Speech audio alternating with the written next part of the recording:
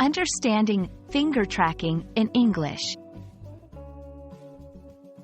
Hello everyone. In today's video, we're going to explore the fascinating phrase, finger tracking. This term might sound technical, but it's quite simple and widely used in various contexts.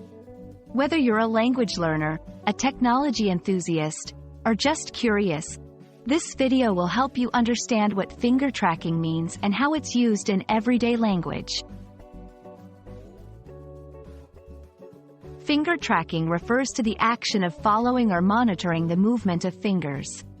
This term is often used in two main contexts. First, in the field of technology, especially in virtual reality, VR, and augmented reality, AR, where systems track the movement of a user's fingers to interact with virtual environments. Second, in education and reading, particularly for young children or language learners, where it describes the action of pointing to words with a finger while reading. This helps in improving reading accuracy and comprehension. In the realm of technology, finger tracking is a cutting-edge feature.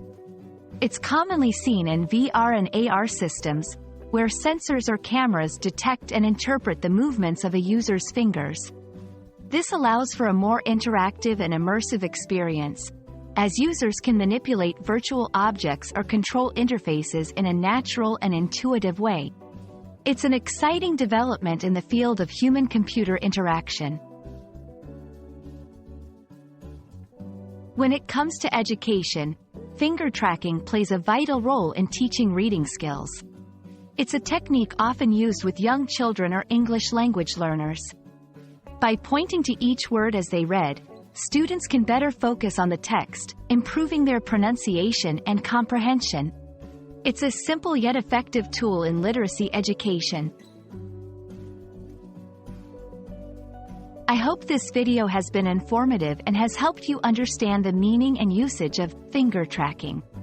Whether it's in the high-tech world of VR and AR or the fundamental task of learning to read, finger tracking is a concept that connects technology and education in fascinating ways.